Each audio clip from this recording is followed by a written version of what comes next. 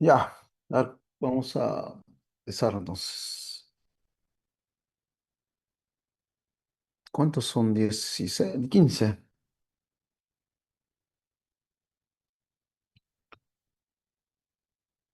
Bueno,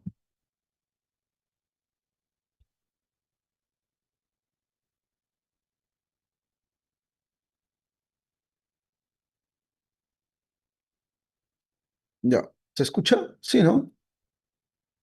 Sí, doctor, sí se escucha. Ya. A ver, vamos a comenzar. A los que no me conocen, yo soy el doctor Ricardo Taipe.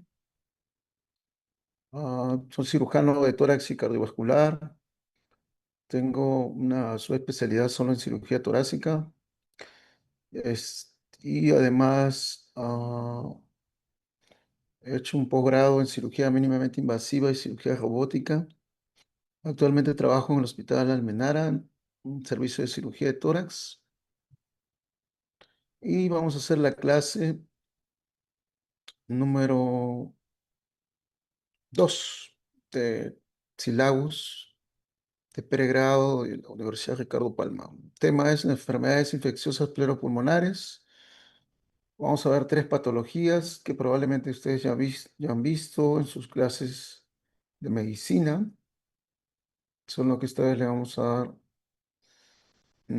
con una connotación más quirúrgica, ¿no?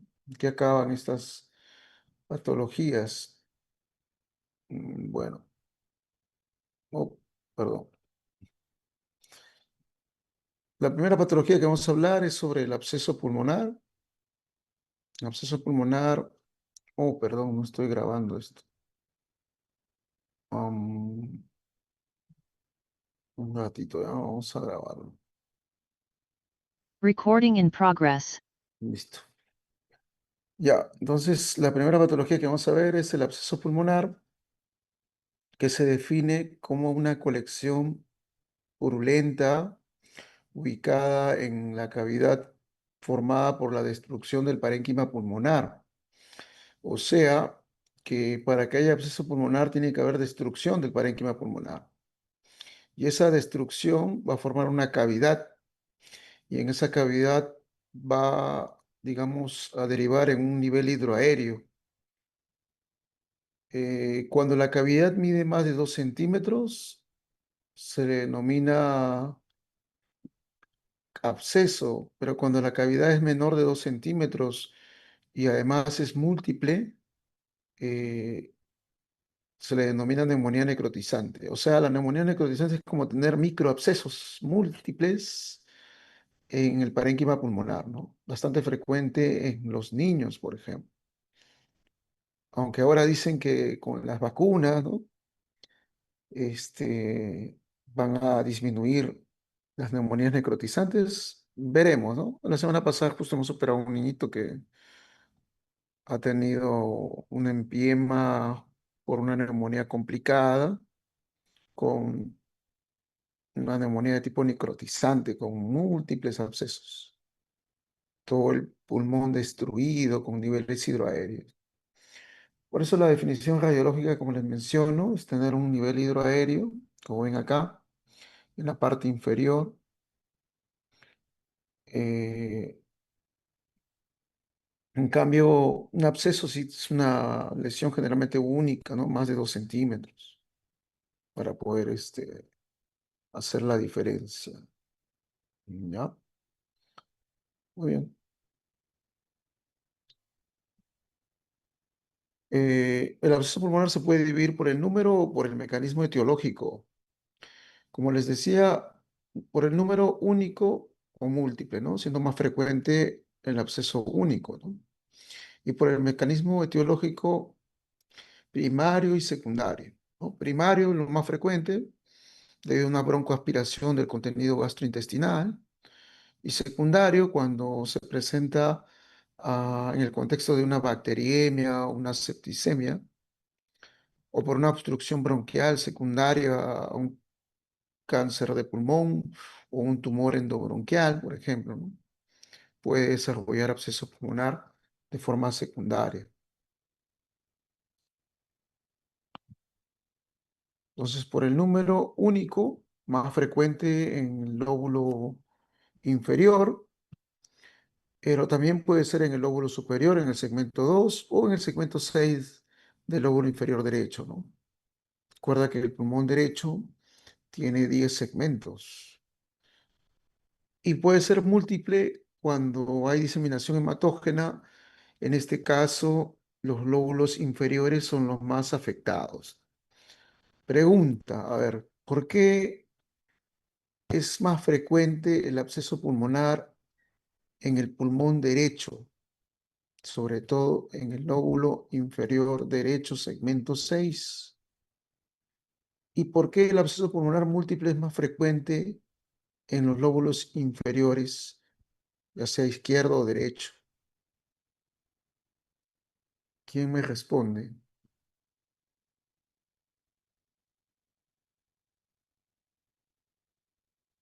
Hola, ¿están ahí? No, ya se fueron. ¿Alguien me puede responder? ¿Por qué es más frecuente el absceso pulmonar en el lado derecho? El único y el múltiple es bilateral, bivasal.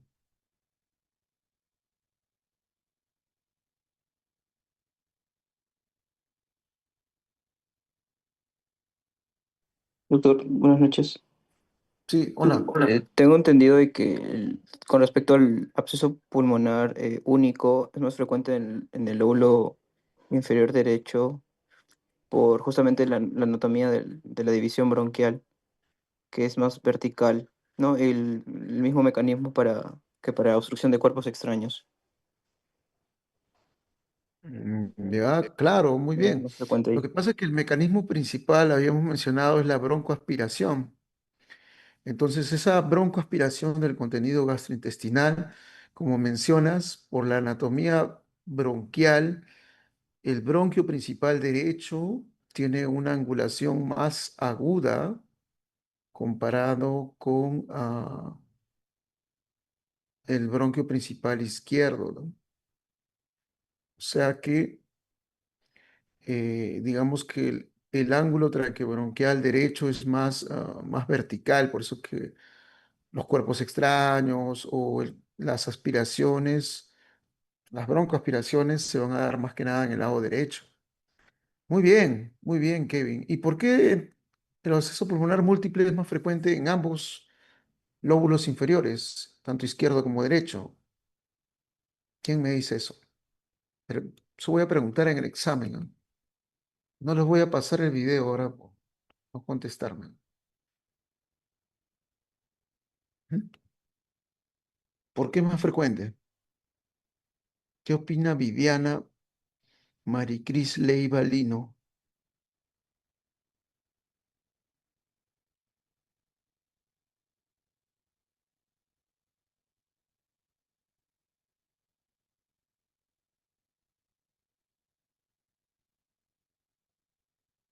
No está. James Conky Maguiña. Maguina, ¿no? O Maguiña. Vamos, chicos. Eh, la pregunta después, la frecuencia de múltiple en lóbulos inferiores, ¿verdad, doctor? ¿Sí? ¿Por qué el absceso pulmonar múltiple es más frecuente en lóbulos inferiores? ¿Por qué? Mm, Mira que solo ahorita hay 16 alumnos. Voy a tomar un pantallazo, ¿ya? Ya, listo. ¿Por qué? también podría ser por la anatomía, ¿no? Bueno, Por la anatomía, la gravedad también, por donde se sientan mayormente las... pero eso es cuando el mecanismo es broncoaspiración y el absceso pulmonar es único, pero estamos hablando del múltiple que se, digamos, se desarrolla por un mecanismo de diseminación hematógena. En ese caso ya no tiene nada que ver la anatomía, más bien tiene que ver la fisiología, porque las bases, los lóbulos inferiores son mayormente perfundidos comparado a los lóbulos superiores. O sea, los lóbulos inferiores tienen más perfusión.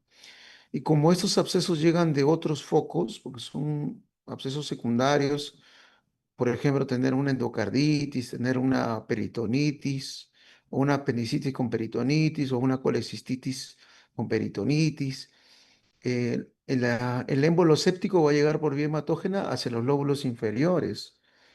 Entonces, o una infección urinaria con pielonefritis, hace un émbolo séptico y llega a los lóbulos inferiores. ¿Por qué? Porque tiene más perfusión comparado con los lóbulos superiores. Ahí está la explicación, una explicación fisiológica, ¿no? Muy bien, sigamos avanzando. Entonces, el absceso pulmonar va a tener ciertos factores de riesgo. Principal factor de riesgo, una alteración del nivel de conciencia, como por ejemplo acá el alcoholismo. Fines de semana, la Universidad Ricardo Palma se cierra, no mentira. También los cuadros sépticos, como le decía, la diseminación hematógena. Y las obstrucciones endobronquiales, como ves en la parte inferior, un tumor endobronquial puede desarrollar un absceso secundario a la obstrucción del bronquio. Los agentes etiológicos más frecuentes son los anaerobios, como recordarás, porque hemos dicho que el mecanismo principal es la broncoaspiración. Y si la diseminación es hematógena, el germen principal es el estafilococo aureus. También pueden haber gram negativos como la Klebsiella o la Pseudomonas que suelen desarrollar un absceso pulmonar múltiple, ¿no? En el contexto de una neumonía necrotizante. Y otras patologías como, por ejemplo, neoplásicas, ¿no? Pueden desarrollar absceso pulmonar secundario. Muy bien. Va a pasar por diferentes estadios. Un estadio 1 donde va a haber un infiltrado inflamatorio. Un estadio 2 que va a pasar por una cavidad con secreción purulenta, que es lo que normalmente vemos como nivel hidroaéreo. Y una fase 3 que va a ser ya una cicatriz, ¿no? Una neumoesclerosis. ¿Ya? Entonces, de esa manera se maneja el absceso pulmonar en el sentido de su etiopatogenia. Entonces, entre las causas de absceso pulmonar, como ves acá, puede estar el secuestro pulmonar intralobar. Es una causa bastante frecuente de absceso pulmonar en el adulto, ¿no? O en el niño. En el niño, el secuestro pulmonar intralobar. El extralobar es más frecuente en el adulto. Pregunta de examen, ¿no? ¿Cuál de los secuestros se asocia al absceso pulmonar secundario? El secuestro pulmonar intralobar. Además, puede ser secundario a una endocarditis infecciosa, como ves acá, de válvula aórtica, o a un dispositivo intravascular contaminado, ¿no? Como ves en la otra imagen, en un paciente que tenía un catéter venoso central, el cual se horadó y se rompió, ¿no? Cuando intentaron sacarlo, se rompió y el dispositivo se quedó. Y como estaba embolizando, la paciente estaba séptica, se tuvo que operar para retirar este dispositivo, que era el que ocasionaba el embolismo séptico. Tuvimos que hacer parada cardíaca, ¿no? Retirar el dispositivo. Eso ya es bastante trágico, ¿no? Pero puede pasar como causa de absceso pulmonar. ¿Ya? Muy bien. El cuadro clínico puede ser agudo o crónico. Normalmente lo que les enseñan en sus clases de medicina es el cuadro agudo, ¿no? El cuadro post-gincana, ¿no? Post-evento de etilismo agudo, ¿no? Hay broncoaspiración, absceso pulmonar agudo, que se caracteriza por tos, fiebre y esputo pútrido o fétido, ¿no? Esa es la triada del absceso pulmonar. Y cuando es crónico, estos síntomas se prolongan a más de 4 a 6 semanas. Ya en este caso, el paciente muchas veces llega a cirugía, ¿no? Porque al inicio el paciente tiene o es visto por medicina, ¿no? Como recordarás. Entonces, paciente con nivel hidroaéreo en la radiografía de tórax, yo tengo que pensar que es un absceso pulmonar, lo primero. Lo segundo es que puede ser un quiste que sea abscedado o puede ser una bula pulmonar también. ¿Cómo voy a diferenciarlo? Por la pared. Un quiste ya tiene una pared, pero es una pared delgada. Una bula no tiene pared, está rodeado de parénquima pulmonar. Y un absceso tiene una pared gruesa, como ves en la tomografía, una pared gruesa, más de 3 milímetros, menos de 3 es un quiste, ¿no? La tomografía ayuda a justamente ver la expansión del absceso pulmonar, cuánto del parénquima pulmonar está comprometiendo, un lóbulo, dos lóbulos, no sé. Entonces eso nos va a ayudar la tomografía, ¿ya? Y a veces es necesario hacer una broncoscopía para drenar el absceso también, ¿no? Porque recuerda que está conectado a un bronquio. El tratamiento puede ser médico, en el 90% de casos responde bien al tratamiento antibiótico por 4 a 6 semanas y usualmente la mejoría clínica se va a ver en una semana de tratamiento. Cuando el paciente persiste con cuadro clínico y además no hay mejoría radiológica después de un mes, sigue teniendo imagen de absceso pulmonar, o sea, a nivel hidroaéreo, entonces hay que pensar que el paciente va a requerir no solo tratamiento médico, sino que probablemente alguna intervención.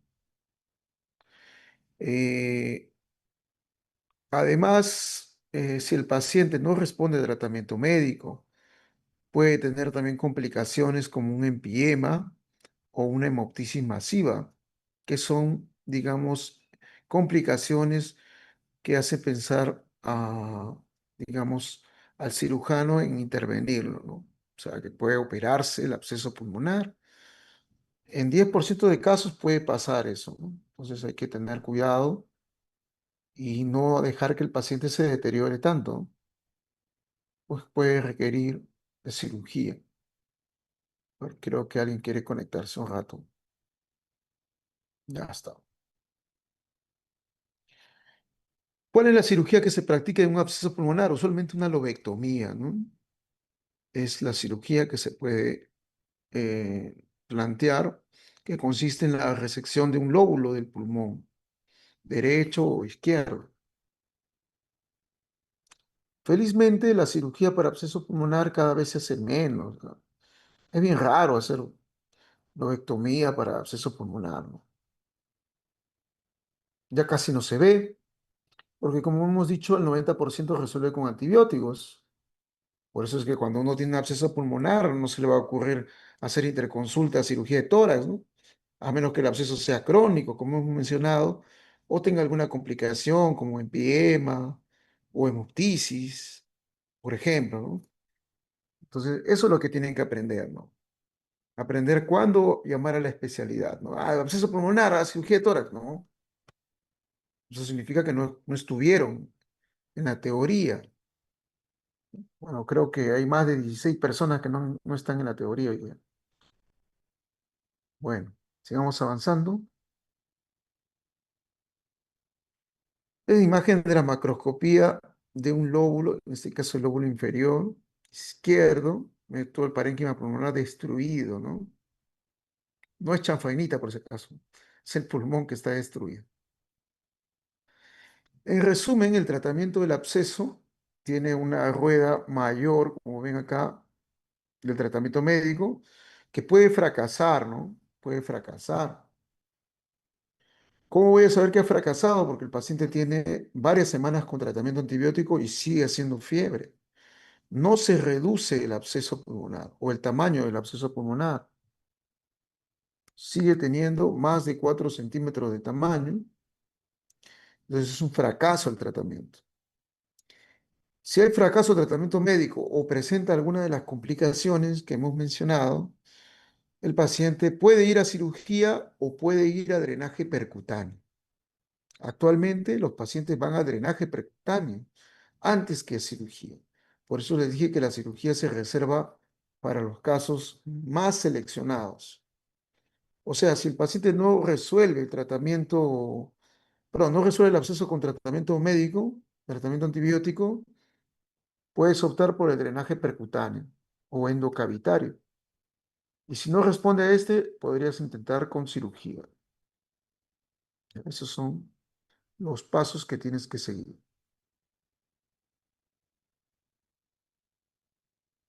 El drenaje percutáneo del absceso pulmonar consiste en colocar un catéter en esta cavidad con nivel hidroaéreo.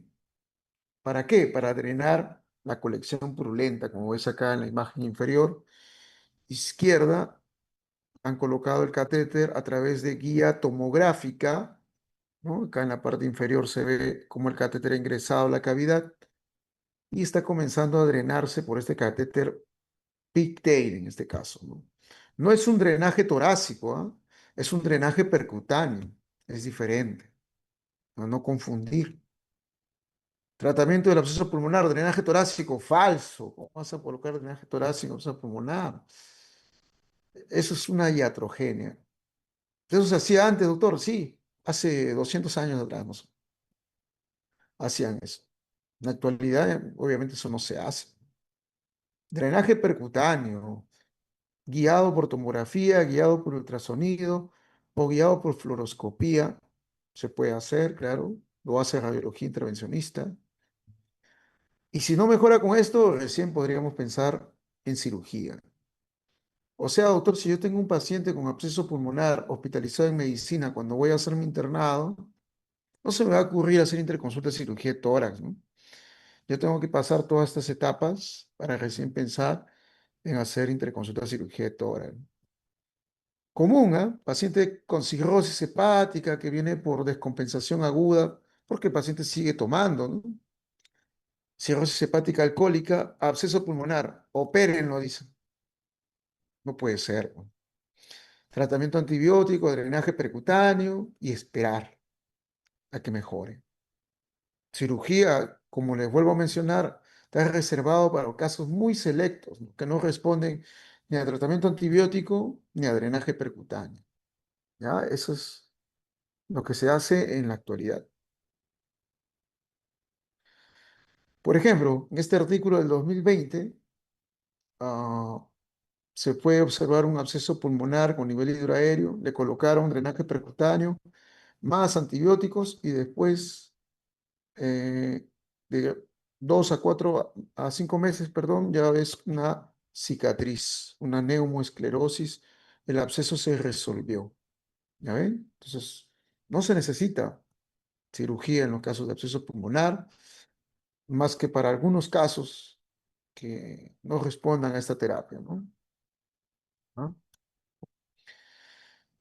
Como les dije, casi no vemos absceso pulmonar en cirugía y los pocos que vemos, pues hay que publicarlo, ¿no? Por ejemplo, nosotros en el Hospital Almenara operamos un caso en la época de la pandemia, ¿no? En el 2020, cuando las papas quemaban, cuando nadie quería tocar un pulmón en un paciente COVID, ¿no? O sea, un pulmón COVID por el riesgo de contagio.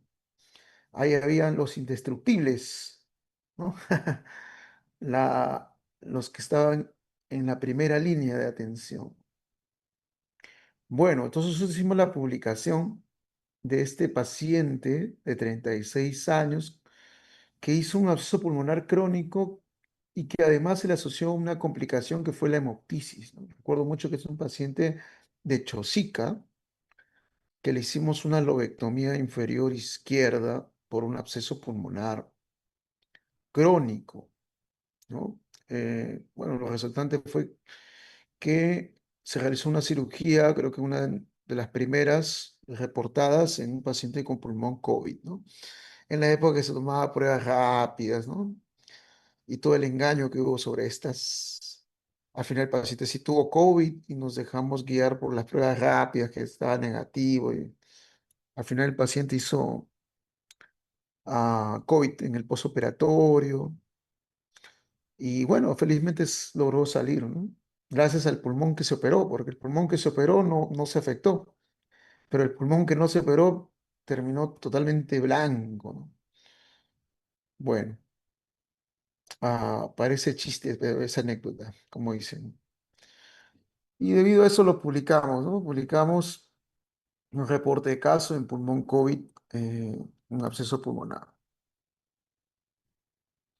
Muy bien, la segunda patología es la bronquiectasias, que viene a ser una dilatación permanente e irreversible de los bronquios causada por la destrucción de los componentes de la pared bronquial, o sea, los componentes elásticos, musculares, se van a destruir en las bronquiectasias.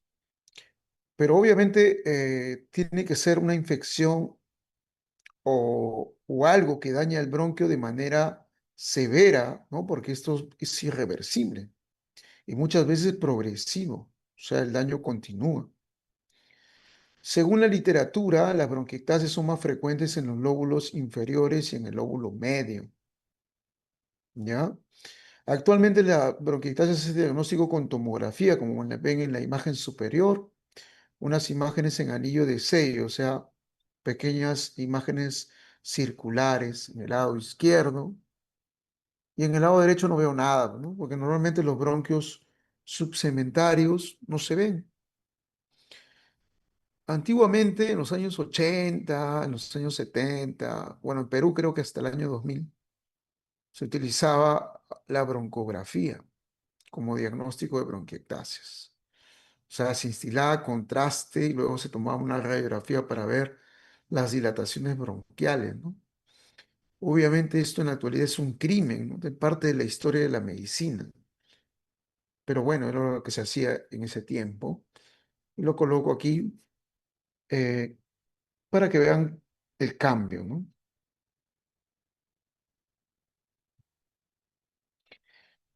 ¿Por qué la literatura reporta que las bronquiectasias son más frecuentes en el lóbulo medio y en lóbulos inferiores? ¿Por qué? Porque la literatura lo hacen en mayor parte los gringos, ¿no? Los países desarrollados, países en vías de desarrollo o emergentes, como nos dicen actualmente. eh, no solemos publicar mucho, ¿no? Tenemos un bajo índice de publicaciones y también de investigaciones relevantes. Es por eso que, digamos, que, la literatura o los artículos de revisión, inclusive los textos, refieren que es más frecuente en lóbulos inferiores y lóbulo medio. ¿Por qué? Porque los gringos tienen más patología genética y congénita, o sea, las bronquiectasias son más frecuentes en esos países por causa genética o causa congénita, donde sí, efectivamente, los lóbulos más afectados son lóbulo medio, lóbulos inferiores, ¿no? Pero en nuestro país, Perú, Latinoamérica en general, donde la tuberculosis es una enfermedad altamente prevalente, la bronquiectasis es más frecuente en los lóbulos superiores, ¿no? Por la secuela que deja la tuberculosis. Entonces, esta tuberculosis pulmonar o secuela de la tuberculosis pulmonar va a afectar más los lóbulos superiores, como ustedes saben. Por ejemplo, aquí les pongo la imagen del síndrome de Cartagener, tomografía, afectación del lóbulo medio, ¿no? Lóbulo medio con bronquiectasias. Doctor, pero el lóbulo medio se ve en el lado izquierdo. Sí, porque el paciente tiene síndrome de Cartagener, que no solamente se acompaña de bronquiectasia, sino de situs inversus. O sea, el pulmón derecho está en el lado izquierdo, el corazón no está en el lado izquierdo, sino en el lado derecho. O sea, hay una inversión. Y el hígado tampoco está en el lado derecho, está en el lado izquierdo. O sea, ese es el síndrome de Cartagener, ¿no? Que está reportado como causa genética de bronquiectasias, también la fibrosis quística, la discinesia ciliar primaria, el síndrome de Young, síndrome de Cartagener, ¿no? Entre otras patologías genéticas. El SILAU nos pide hablar de la fibrosis quística, ¿no? Que es una de las patologías más frecuentes en Europa, por ejemplo. No tanto en Perú, ¿no? Felizmente. Pero igual nos piden hablar un poco de fibrosis quística y eso es lo que vamos a hacer. Pero antes quería mencionar que existen otras causas de bronquiectasias. Nosotros también, Hospital Almenara, ahí está la afiliación, ¿no? Cirujanos investigadores, hicimos la publicación en el 2021 de una serie de casos de tratamiento quirúrgico de la malformación arteriovenosa pulmonar, donde reportamos que algunos de estos casos cursaban con bronquiectasias, ¿no? Como causa a propósito de este tema, ¿no? Y esta es la fibrosis quística. Fibrosis quística, que es una enfermedad de herencia autosómica recesiva, cromosoma Y, brazo Q, cuyo gen, digamos, codifica para una proteína reguladora transmembrana que no es más que un canal de cloro que se encuentra en la célula bronquiolar o célula de Clara del epitelio respiratorio. ¿Cuál es el epitelio respiratorio? A ver, díganme, ¿quién me puede decir? Pregunta de examen, de residencia, de NAM. Ha venido varias veces desde el 2004 hasta el año pasado, donde murió el ENAM, bueno, donde se le quitó relevancia. Todavía existe, pero El bueno. pseudoestratificado cilíndrico ciliado. Muy bien, doctor, excelente, Kevin. Efectivamente, el epitelio respiratorio es un epitelio pseudoestratificado, cilíndrico, ciliado, como vemos en la imagen inferior, donde voy a encontrar estas células de Clara y también células caliciformes que producen moco, como por ejemplo en esta imagen, ¿no? Aquí veo una célula normal en el lado derecho, eh, que está en homeostasis, ¿no? Está en homeostasis porque digamos que los cationes que ingresan están estabilizados por los aniones cloro, ¿no? Y cada sodio que ingresa reabsorbe agua, ¿no? Entonces la célula mantiene su equilibrio, mantiene su homeostasis. Pero en una célula declara defectuosa por la fibrosis quística, el canal de cloro no puede excretar este anión. Entonces las cargas negativas se acumulan en el intracelular. Y como hay exceso de cargas negativas, ¿qué va a pasar? Entonces la célula sabiamente va a, digamos, hacer ingresar más cationes, más sodio para neutralizar las cargas negativas. Pero al ingresar más sodio reabsorbe más agua y esa reabsorción de agua en exceso hace que el moco se espese, o sea, aumente su viscosidad y esa viscosidad aumentada produce obstrucción bronquial, lo que lleva a una bronquitis y a un daño de la pared bronquial que se denomina bronquiectasis. Por eso es que las bronquiectasis afectan todos los bronquios, de todos, o mejor dicho, de todos los lóbulos de ambos pulmones. O sea, es una enfermedad difusa, pero principalmente afecta a los lóbulos superiores. Pero es una enfermedad difusa. O sea, los pacientes que tienen fibrosis quística al final van a requerir trasplante pulmonar. Por ejemplo, en imágenes trasplante pulmonar. Cuando se hace un trasplante, nosotros acá en el Hospital Almenara somos un hospital, eh, creo que es la cuna de los trasplantes. Cirugía de tórax es el hospital con mayor experiencia en trasplante pulmonar en nuestro país. 30 casos de trasplante pulmonar en 16 años. Ah, como ven, no es tan frecuente, pero somos el hospital que más experiencia tiene, de lo cual estamos muy orgullosos. Eh, y además, como les explicaba, cuando uno hace un trasplante pulmonar, sale en bloque el pulmón y el corazón. Y ya en banca se hace la separación del corazón para el trasplante cardíaco y de los pulmones para el trasplante pulmonar, como ven allí, ¿no? Entonces, muchos de los pacientes con fibrosis quística terminan en este procedimiento, ¿no? En el trasplante pulmonar. Dicho sea de paso, hace 2 semanas hemos hecho un trasplante pulmonar, bipulmonar, donante de Piura, ¿no? el cual todavía está en UCI, está recuperándose, pero felizmente va mejorando, ¿no? O sea, hay una evolución favorable. Las bronquiectasias tienen esta etiopatogenia, miren, pueden desarrollarse de diferentes formas, ¿no? Pero todas estas patologías que dañan la pared bronquial van a tener este círculo vicioso. O sea, las bronquiectasias, como les mencionaba, se va a dañar tanto el epitelio como la pared bronquial. O sea que no se va a limpiar el bronquio, va a haber un clearance reducido, y eso va a generar un aumento de la inflamación, y cuando hay inflamación hay polimorfonucleares que van a liberar proteasas o metaloproteinasas que van a destruir la pared bronquial, y esa destrucción va a generar que haya más infección, y esa infección va a generar más bronquiectasias, ¿no? De tal manera que esto se transforma en un círculo vicioso, como ven en este esquema, ¿no? Las bronquitasias van a afectar la arquitectura del bronquio. En la parte superior, un bronquio normal, simétrico, bonito, con su cartílago, ¿no? Su epitelio, comparado con una bronquiectasia, un bronquio dilatado, deforme, con moco en su interior, y con la aparición de esta estructura que está al costado, que es un neovaso. Hay neoangiogénesis en las bronquiectasias. Entonces, esa neoangiogénesis usualmente es lo que al final lleva al paciente a la hemoptisis, ¿no?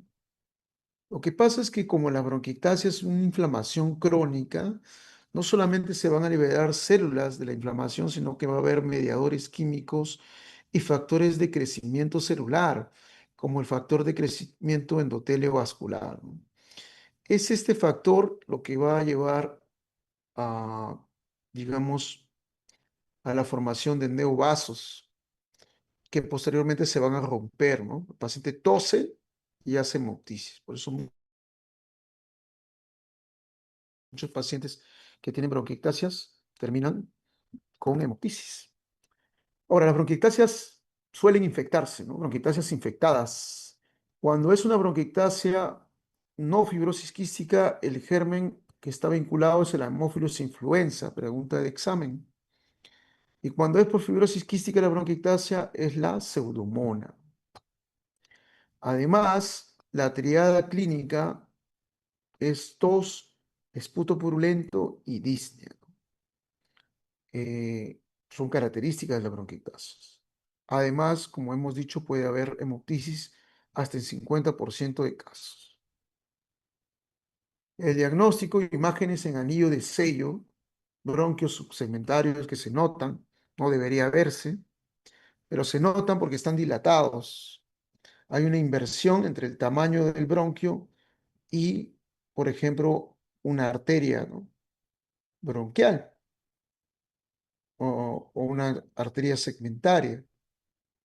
Se divide, y esta división, normalmente la arteria es mayor, de mayor tamaño, pero cuando hay bronquiectasia el bronquio se vuelve más grande, ¿no? Por la dilatación. Como les dije, las bronquiectasias son progresivas. Muchas veces pasan de una bronquiectasia cilíndrica, donde todo el bronquio se dilata, luego varicosa, donde hay estenosis y dilatación, y quística, donde todo se vuelve sacular y el parénquima pulmonar es reemplazado por estos sacos, por estas cavitaciones, es decir, el paciente reduce su capacidad pulmonar, por eso tiene disnea, ¿ya? O sea, el paciente que tiene una lesión del bronquio y que cursa con bronquiectasias, esta bronquiectasia puede hacerse progresiva con el tiempo y pasar por estas etapas. El tratamiento, como ves acá, lo que pesa más en esta balanza es el tratamiento médico. Las bronquiectasias no tienen indicación de cirugía en primera línea, ¿no? Es el tratamiento médico. Pero cuando el tratamiento médico fracasa, al igual que en el absceso, optamos por la cirugía, sobre todo si la bronquiectasia está localizada. Vamos a ver eso. Ahora, si la bronquiectasia cursa con hemoptisis, No es que vamos a operarlo de emergencia, sino que vamos a hacer un procedimiento que se llama embolización de arterias bronquiales aberrantes. O sea, se va a hacer una arteriografía donde se va a pintar esta arteria aberrante, como ves acá la fuga de contraste, y se va a ocluir este vaso aberrante para detener el sangrado. Eso genera una tasa de éxito de 70-80% de casos.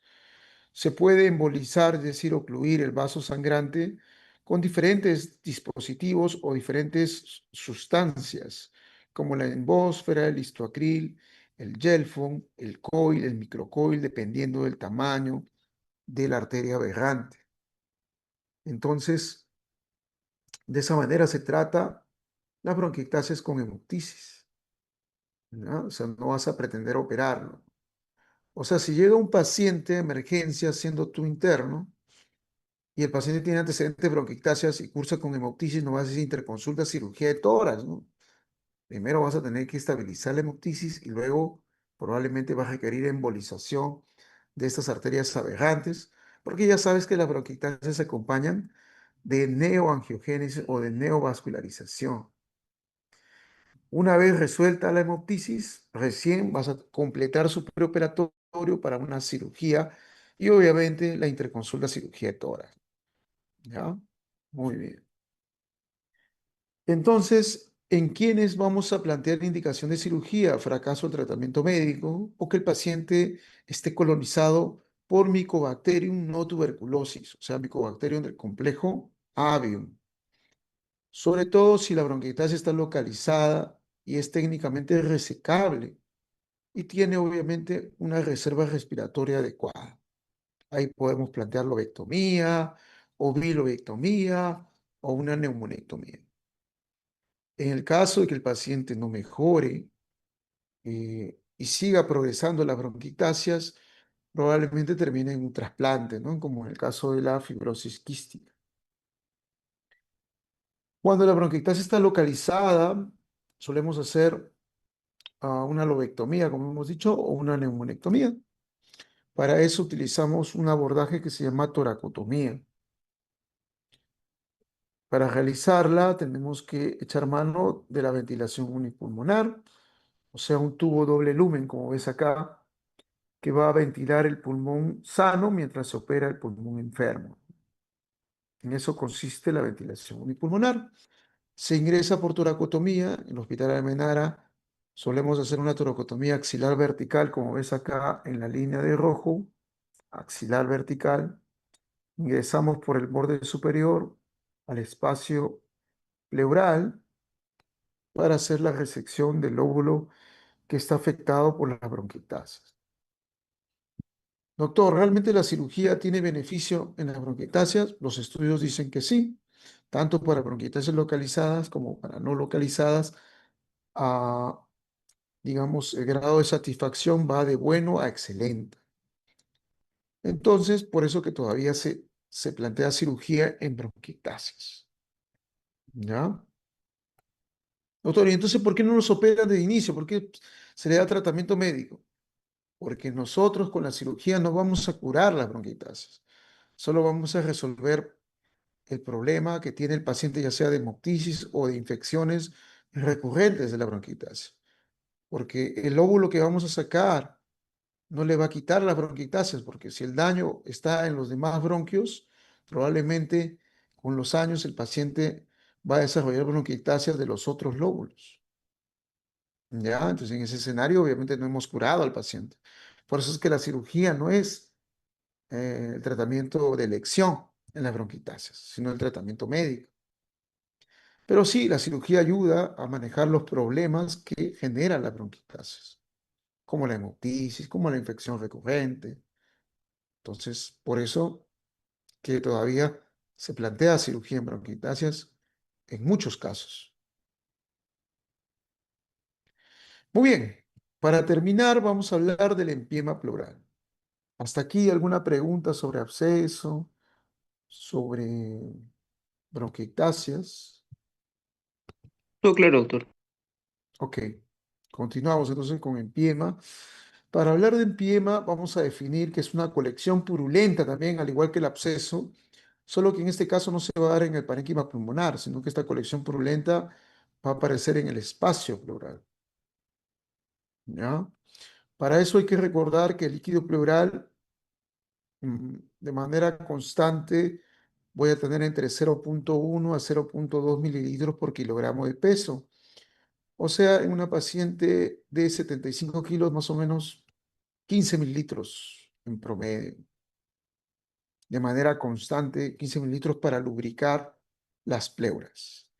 Pero la producción de líquido pleural es de 1 a 2 litros. Eso significa que casi todo se va a reabsorber.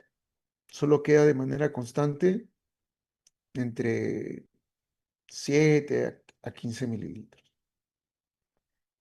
Además, recordar que el empiema pleural tiene su base muchas veces en el derrame pleural maltratado. Por ejemplo, derrame pleural por falla cardíaca, derrame pleural por neumonía o derrame pleural ah, maligno. Estas cifras publicadas más que nada en Estados Unidos, ¿no? Que tienen registros de todas sus patologías, a diferencia de nuestro país, donde todo es subregistro, ¿no? Nada registrado. Tenemos pereza a registrar, no tenemos ese hábito de hacer registros. eh, bueno, eso es algo que de repente deberíamos tomar conciencia, ¿no? Desde el pregrado, aunque nos moleste, ¿no? Los cursos de investigación y de metodología, pero es necesario, ¿no? En todos los países desarrollados lo hacen. Por ejemplo, en nuestro país no solemos hacer eso, ¿no? Es algo que deberíamos hacer. Bueno, en Estados Unidos, por ejemplo, la principal causa de derrame pleural es la falla cardíaca, y en segundo lugar la neumonía y en tercero la malignidad. Los tres escenarios de derrame pleural pueden terminar con empiema, porque como les digo, el empiema es un derrame pleural maltratado. Ya, esta imagen me sirve a mí para explicar por qué si se produce de 1 a 2 litros de líquido al día, por qué solamente hay entre 7 a 15 mililitros de manera constante. Por lo siguiente, miren, la producción se va a dar en la pleura parietal y en la pleura visceral, pero la reabsorción solo se va a dar en la pleura parietal, pregunta de examen, a través de los estomas linfáticos. Eso yo suelo preguntar. ¿Dónde se reabsorbe el líquido pleural? La gran cantidad en los estomas linfáticos, ¿ya? Que se encuentran en la pleura parietal. ¿En la pleura visceral se reabsorbe? No, no se reabsorbe. Solo se produce. Ya. Ahora, el empiema puede ser por continuidad, y eso es lo que les han enseñado en sus clases de medicina, ¿no? El empiema secundario a derrame paraneumónico. Pero también puede haber empiema por contaminación o por diseminación séptica. Contaminación por procedimientos quirúrgicos, traumatismos, diseminación séptica, al igual que en el absceso, en este caso, el émbodo séptico va a llegar al espacio pleural. Entonces, el empiema pleural, pregunta de examen de residencia, ¿cuál es la complicación supurativa más frecuente de la neumonía por neumococo, o sea, la neumonía adquirida en la comunidad? El empiema pleural. La mayoría marca absceso, ¿no? Pero en realidad es el empiema pleural. En resumen, estos son los mecanismos por el cual se desarrolla un empiema. Número uno, translocación de microorganismos del alveolo, o sea, una neumonía. Diseminación hematógena, inoculación directa por un trauma, una cirugía. Una translocación diafragmática en un absceso subfrénico o una diseminación a través de una mediastinitis, por ejemplo, o una reactivación de una tuberculosis ganglionar que va a desarrollar un empiema tuberculoso, ¿no? Son causas de empiema. Y esto probablemente les han enseñado en su clase de medicina, ¿no? El empiema post-neumonía, ¿no? Esto solo se cumple para ese tipo de empiema. Para los demás empiemas no necesariamente van en este orden, pero por asuntos académicos lo vamos a hacer de esta manera: fase exudativa, fase fibrino-purulenta y fase organizativa. Fase exudativa de 48 horas hasta 5 días, una inflamación local, aumento de la permeabilidad microvascular. En ese caso el líquido va a estar claro y estéril. El llamado derrame paraneumónico. Tú lo punzas, líquido amarillo citrino, líquido ceroso. En cambio, cuando está en la fase fibrino-purulenta, ya aquí hay translocación bacteriana, el líquido es turbio o purulento, y va a haber un cambio a nivel bioquímico del líquido pleural. El pH va a ser ácido, la glucosa va a estar consumida, menos de 40, lactato de deshidrogenasa más de 1000. Y el cultivo va a ser positivo en 50% de casos. Y por último, la fase organizativa, que aparece pasadas las 2 semanas, donde ya hay presencia de células de tipo fibroblasto, donde se va a depositar colágeno en toda la pleura, lo que va a generar una pleura engrosada, como una coraza, y va a evitar que el pulmón se expanda. Eso se llama pulmón no expandible, ¿no? O trap lung, ¿no? Pulmón atrapado. Eh, Eso se va a ver en las etapas crónicas del empiema. El signo de división pleural, que se caracteriza porque divide ambas pleuras por contenido líquido, en este caso, pleura visceral y pleura parietal separada, eso se llama signo de división pleural y aparece en el 70% de casos del empiema. La tomografía es la prueba de oro para el manejo del empiema pleural. También puedes sospecharlo por ecografía torácica. El tratamiento va a depender si el empiema pleural es sin fístula o con fístula broncopleural. Doctor, ¿qué es eso? Fístula. El empiema pleural que se maneja en cirugía de tórax por asuntos, digamos, de conducta quirúrgica, nosotros lo solemos dividir en empiema pleural sin fístula o con fístula. El sin fístula es el que tú has visto en tu clase de medicina. Ahora en cirugía vas a ver empiema con fístula. ¿Cómo así? El empiema pleural sin fístula se maneja dependiendo si es agudo o si es crónico. Si es agudo, puedes utilizar el drenaje torácico o la cirugía toracoscópica video asistida, hasta en la fase fibrino-purulenta. En los casos en los que el paciente no puede ser operado, sobre todo si es un paciente pediátrico mayor de 3 meses y por alguna razón tiene un alto riesgo quirúrgico y no soportaría una cirugía por video, se puede echar mano de los fibrinolíticos. Aunque en adultos eso es recontra controversial, o sea, no se usa. Pero en niños podrías utilizarlo, si es que no puedes operarlo, obviamente. Primero siempre es la cirugía. Ahora, para los empimas crónicos, el tratamiento es la decorticación pulmonar por VATS, o sea, por cirugía toracoscópica video asistida, y si no se puede hacer por video, por toracotomía, o sea, cirugía abierta. Para los casos más severos, una ventana pleural o toracostomía abierta para realizar un lavado del espacio pleural. Eso es lo que nos recomienda la Asociación Americana ah, para el consenso de cirugía de tórax, ¿no? O sea, es un consenso de cirujanos torácicos para el manejo del empiema sin fístula. Este es el resumen del mismo artículo, ¿no? Puedes empezar con drenaje, fibrinolisis o VATS, decorticación, casos más avanzados, toracotomía o ventana pleural. El empiema puede ser tratado por diferentes drenajes. Drenaje con frasco de Boulud, sello de agua, drenaje con el reservorio de 3 compartimentos o drenaje digital. ¿Ya? Cualquiera de esos puedes utilizar. Obviamente en Perú, frasco y reservorio. Drenaje digital prácticamente no hay. Una tecnología que todavía no llega a nuestro país. Ah, Pueden preguntarte a partir de qué calibre se utiliza los drenajes torácicos en empiema. Usualmente se puede utilizar a partir del calibre 14 French para los drenajes de empiema. Por ejemplo, estas imágenes nos muestran una pleura engrosada, ¿no? O también le dicen derrame pleural oculado, tabicado. Ese es un empiema. Ese es un empiema ya en fase organizativa, ¿no? Porque ya la pleura se ha engrosado, hay depósito de colágeno.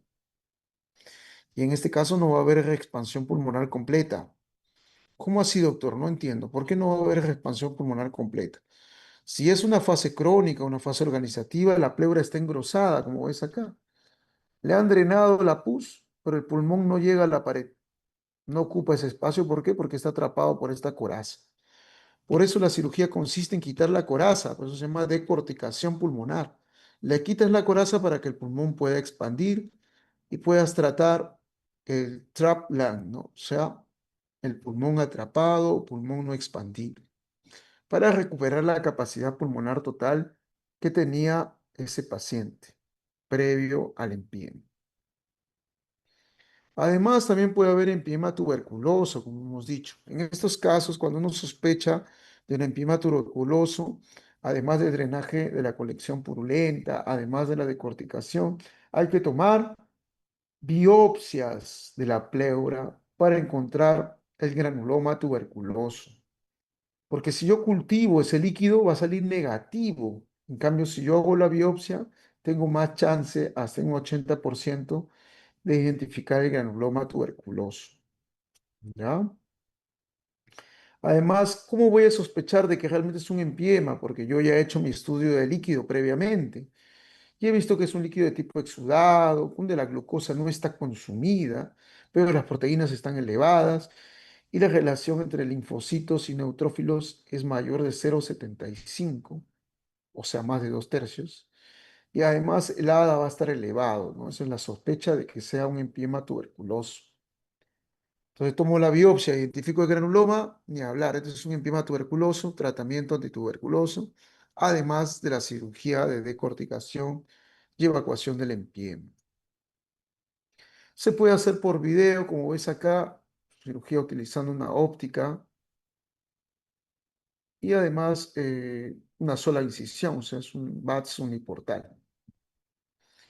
Podemos observar adherencias, el líquido purulento y estos gránulos que ves en la parte superior derecha, los gránulos también llamados gránulos de mijo, ¿no? De la tuberculosis. Un momento, chicos, están que me llaman.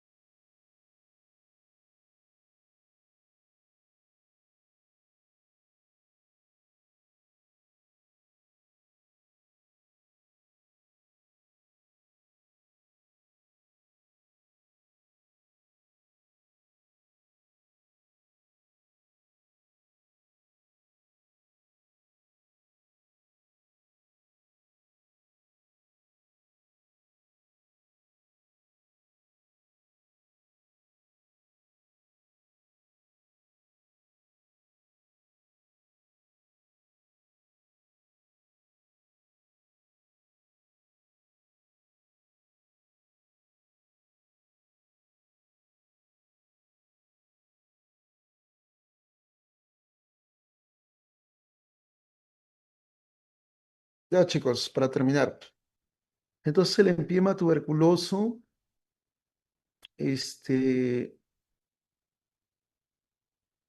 va a ser tratado por cirugía toracoscópica videoasistida y no solamente va a ser necesario la evacuación del empiema, sino que también es necesario tomar biopsias para confirmar el diagnóstico, ¿no? Esto te suelen preguntar como caso, ¿no? Te dicen, ¿cómo se sería el diagnóstico de tuberculosis?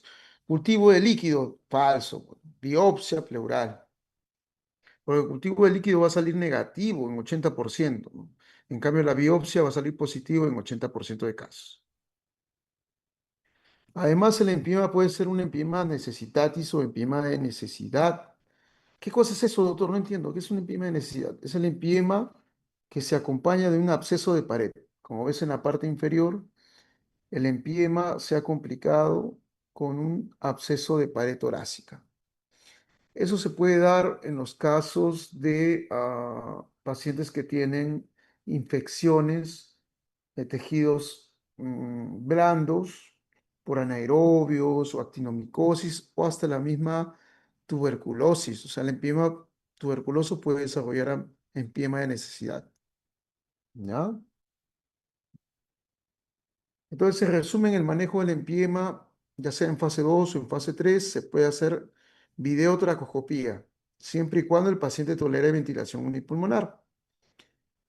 Si con la videotracoscopía no logramos una evacuación completa del empiema, ni logramos una expansión completa del pulmón porque está muy atrapado y no podemos liberar toda la corteza, entonces tendremos que convertirlo a una cirugía abierta, o sea, toracotomía, para lograr los objetivos de tratamiento del empiema, que significa expansión pulmonar completa y evacuación del empiema.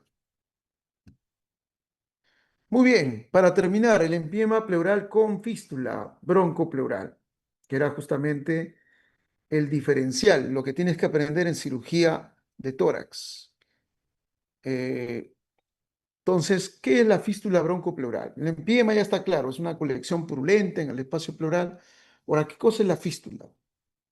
La fístula viene a ser la comunicación entre la vía aérea y el espacio pleural. El espacio pleural, que es un espacio estéril, y la vía aérea, que es un espacio contaminado.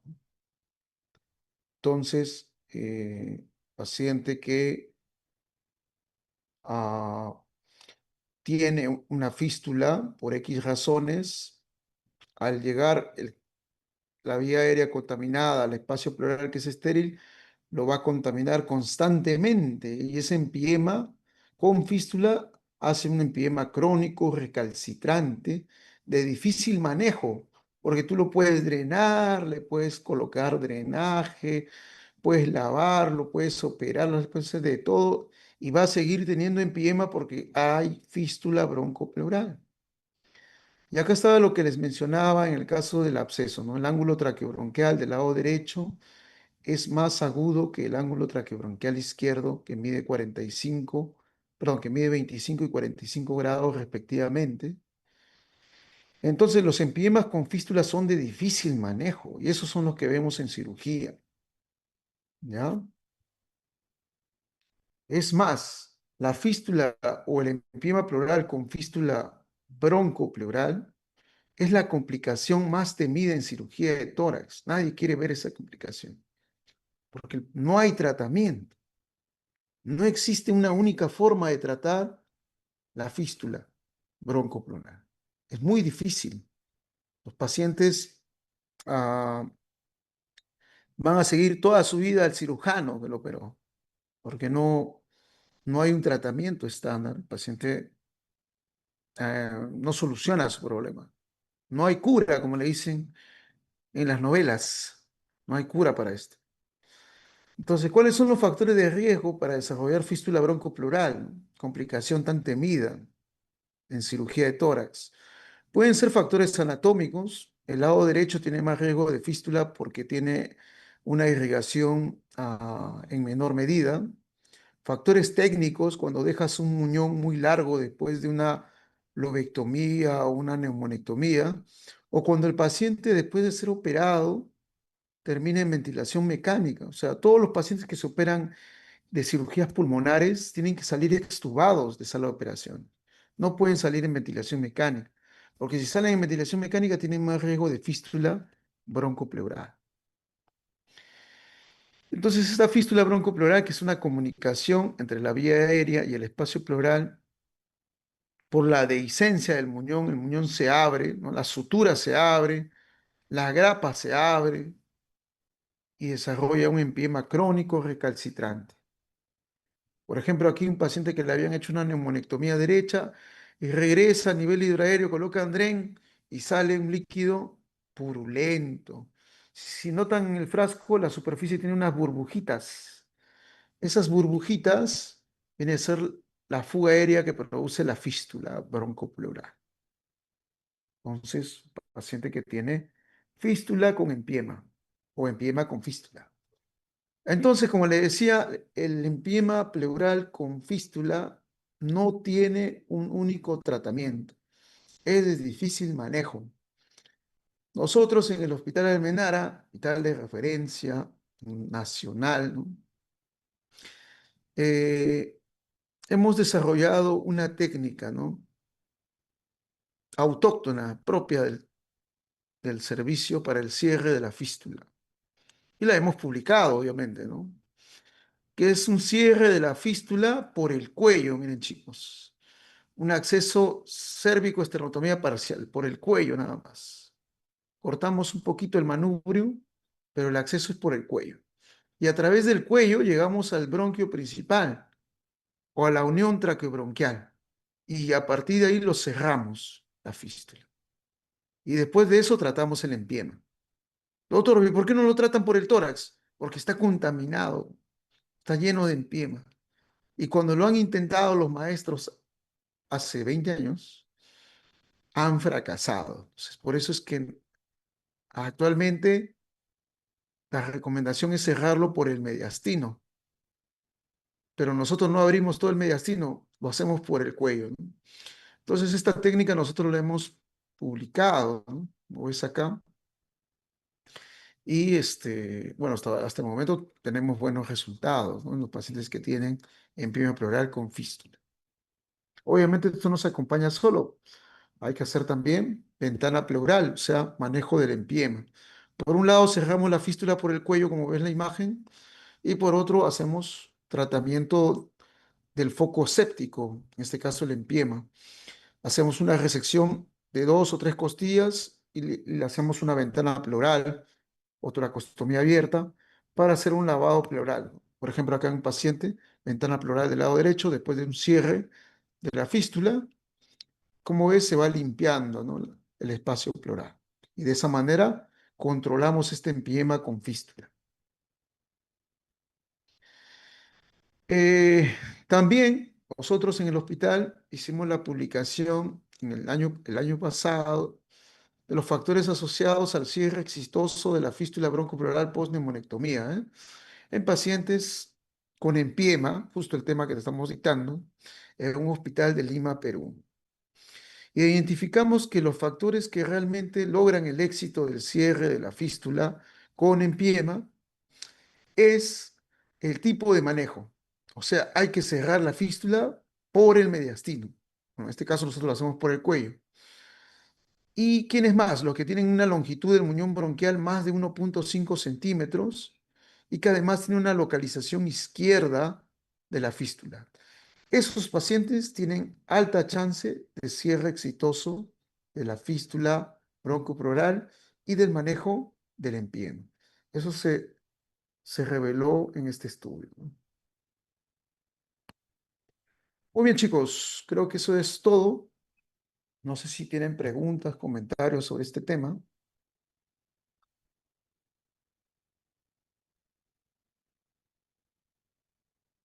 Bueno, creo que no hay preguntas. Oh, Lo claro, vamos a... doctor. Sí, Recording stopped. muy bien, chicos. Nos vemos hasta una próxima oportunidad.